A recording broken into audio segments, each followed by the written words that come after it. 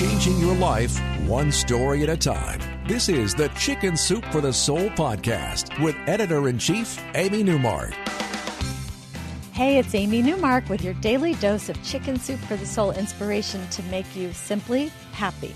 It's Motivational Monday, and I'm going to share a story that I think will motivate you to pick up the check for someone when you're out to dinner. This inspiration comes from a story by Darlene Sneeden in our Random Acts of Kindness book.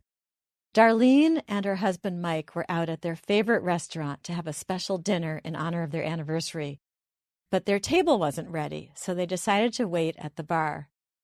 When they got there, a man scooted over so that they could have two bar stools next to each other, and they started talking to him.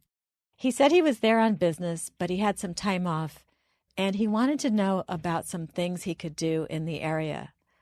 So Mike and Darlene went right into tour guide mode, and they quickly suggested half a dozen fun activities that he might do when he wasn't working. And that led to a long conversation, and they learned that the stranger's name was Bill, and he was a mechanical engineer from out of state who was hired to work on their local hospital's expansion plan. Well, Darlene's husband, Mike, was a mechanical engineer too, so they had plenty to talk about. Their conversation finally ended when the hostess came over and said their table was ready.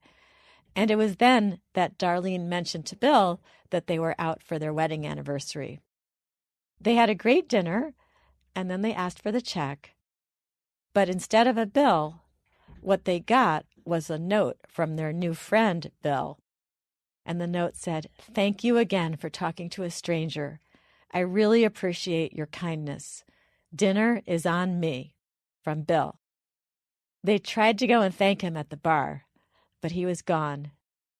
Years passed, and Darlene found herself one day at an outdoor restaurant waiting for Mike to arrive, and the hostess seated an older woman at a table near Darlene. Darlene recognized her from earlier in the day because she had seen this very woman sitting on a bench on the boardwalk, all alone and crying. Darlene had sat down next to her on the bench and asked if she could help, and the woman had said that she and her husband had a massive argument and he had stormed off. She was afraid he would never come back. Darlene didn't know what to say, but she had kept the woman company for a while, handing her tissues until she stopped crying. Now Darlene was startled to see that same woman sitting at a table right behind hers for dinner. So she went over to the woman and she said, "Hello, how are things going with you?" The woman looked at Darlene and recognized her too, and she whispered, "Thank you for being so kind earlier today. I'm hoping my husband shows up. I left him a message asking him to meet me here for dinner so we could talk." Just then Mike arrived, and Darlene turned her attention to him. At one point, she heard a chair scrape behind her. She couldn't see if it was the woman's husband arriving, but she hoped that he had come. Mike paid their bill, and Darlene could finally turn around and see the woman, and her husband had arrived, and they were deep in conversation, and they were holding hands. And then Darlene realized that they finally had the opportunity to pass on the kindness that she and Mike had been shown by Bill all those years earlier. She asked the waitress for that couple's bill, and she paid it. And then she wrote a little note on the receipt for the waitress to give them when they asked for the check. It said, "Wishing you many years of happiness together."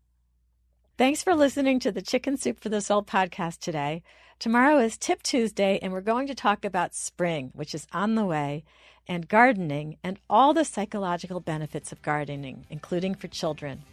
I'm Amy Newmark. If you'd like to learn more about everything going on at Chicken Soup for the Soul, our books, our pet food, our TV shows, please check out our website, chickensoup.com, or join the 2 million people who are following us on Facebook, Twitter, Instagram, and Pinterest.